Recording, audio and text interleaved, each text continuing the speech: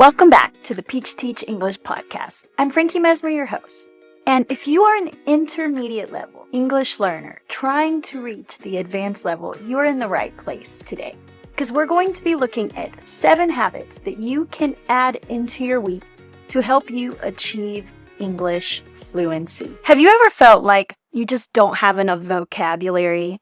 It can be really hard to understand native speakers, and you often lack confidence because you don't have enough experience speaking English or you're super worried about making mistakes. That's completely normal. But the tips I'm going to give you today are going to help you overcome these obstacles so that you can be truly fluent in English. I've actually used these habits weekly in my own foreign language studies to become fluent in Spanish and Portuguese. So they worked for me, and I really trust that they can help you. But before we even get started, I want us to do an exercise that I call the gap paper, because you're already intermediate level. You have a strong base. You understand a lot. You have a lot of vocabulary, but there are gaps, which means holes in your knowledge. And we need to find what they are. So what you need is a piece of paper and a pen. What I want you to do is draw a line vertically down the center of the paper. And on the left side, you're going to write skills I need. And on the right side, you're going to write vocabulary gaps. Okay, so on the left, we have skills I need. Okay, these could be things that you need for work, your social life, travel, or whatever you need English for. Example, give feedback, make sales, small talk with clients, interview prep, asking for directions, and then the vocabulary gaps. So these are basically those holes in your knowledge where you know that you need to enhance your English vocabulary. Those could be things like the bank, doctor, cars, taxes, legal vocabulary. But I want you to do this gap page exercise because this is really going to help you do the 7 steps that I'm about to show you. So now that you've done your gap paper exercise, we can go ahead and dive into tip number 1, which really is going to be tip number 1 and 2. And that is consume English content every day. And so tip 1, make sure you're listening to English every week. And make sure you are reading English every week. If you can do both every day, great. But try to at least consume something in English every day for a minimum of 10 minutes. And if you can do 15, 20, 30, an hour, even better. But minimum 10 minutes. And I want you to refer back to that gap paper. What skills do you need? What are your vocabulary gaps? And consume listening content like podcasts, YouTube videos, and courses that will help you build the skills and vocabulary you need to take your English to the next level. If you already understand like 90 to 100% of what you're watching, that's great. But you might not be improving your fluency. So the key is to really challenge yourself to learn something new and improve your skills every day. And that tip number 2, in terms of reading, right? You could read books, you could read articles based on that gap exercise. And what I really recommend here, guys, is also look on LinkedIn. What other professionals are out there? What tips are they giving? What are they talking about? What vocabulary are they using? And interact with that content and really try to learn from other professionals because that's really going to help you improve your English for work. And really, my biggest tip here to do number 1, listening, and number 2, reading every week is something I used in my own studies. And basically, I found a podcast that had the listening audio and also the reading transcript so that I could use the same material to practice listening and reading. This helped me reinforce the vocabulary. It helped me develop both my listening and reading skills. And I made sure I chose a podcast that I really enjoyed. So this could be a really nice trick to help you include that listening and reading in your weekly English studies. Let's look at tip number 3. The habit that I want you to include in your daily life is message someone in English every day. This could be a friend, a language partner, a tutor, a family member, someone that speaks English. But you can message them every single day. This could be on social media, WhatsApp, whatever messaging resource you have.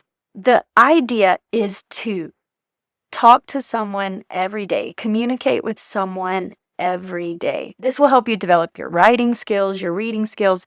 And if you're sending voice messages, you could even be practicing your listening and speaking all at the same time every day. And the best part is it's 100% natural. The question might be, though, teacher, where do I find someone to message every day? First of all, I have an online community at peachteachenglish.com, and it's a completely free community. You can join there, you make a profile, and every day I am posting something there to help you study English. And you can leave a comment and interact with other people. But at the same time, you can also download apps like Tandem or HelloTalk. And there you will find people that are most likely learning your native language. And you can help them practice your native language, and they will help you practice English. And the idea is just to message them every day. Hello, how are you?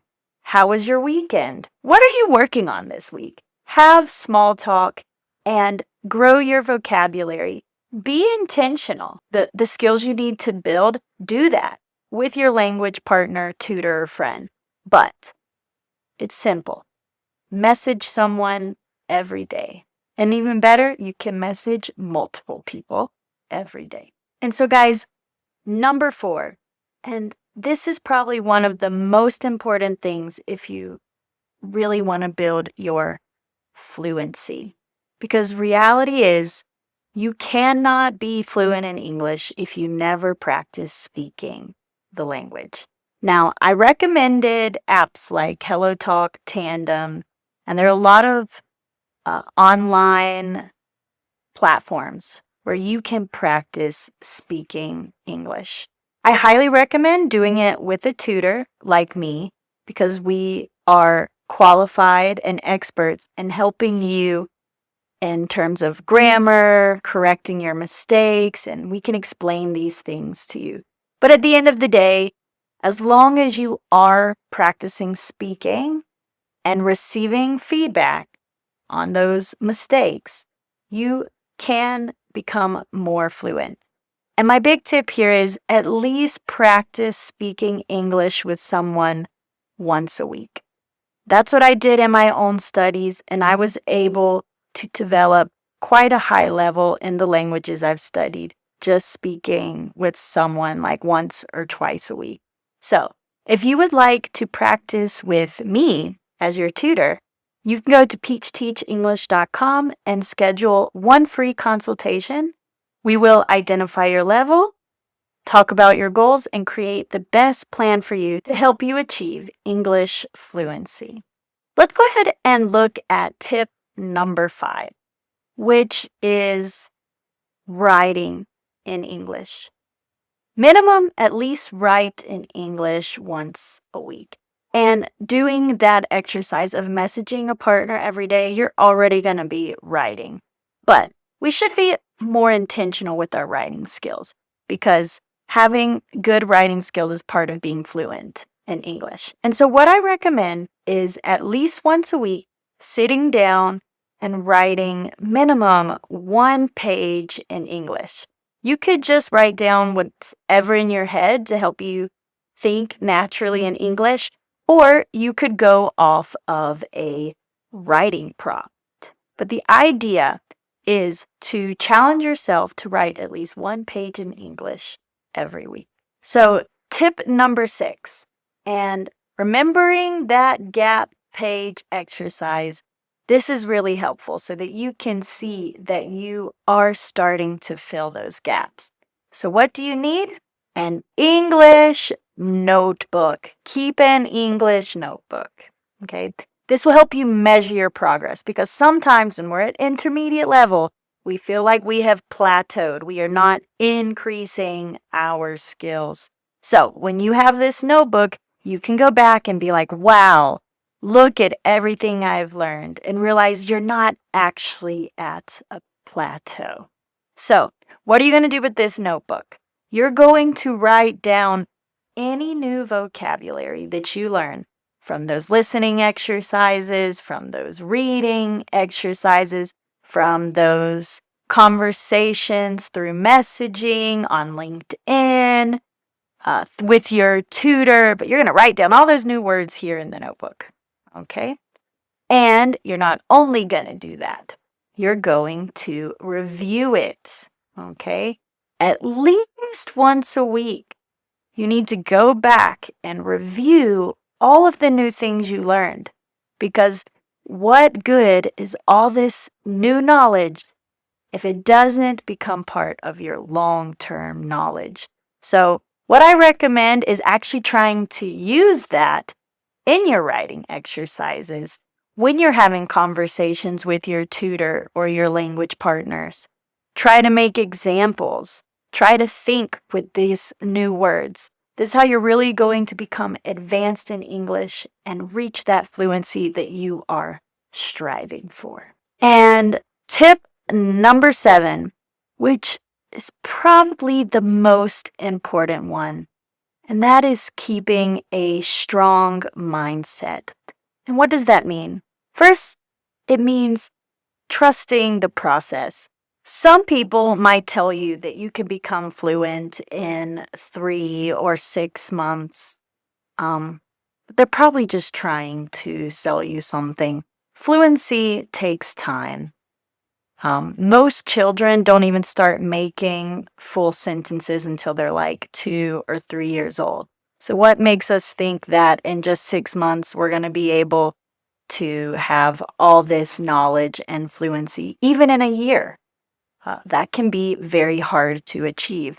So, just trust the process, be patient, and focus on learning something new every day. Right now, I am reading a book, and it says that we actually start learning much faster when we become comfortable being uncomfortable. So don't worry about making those mistakes. Stop trying to be perfect. That's actually slowing down your progress. Instead, embrace your mistakes. Know that with every one, you are going to learn something, and try not to repeat those same mistakes again. Also, keeping that positive mindset.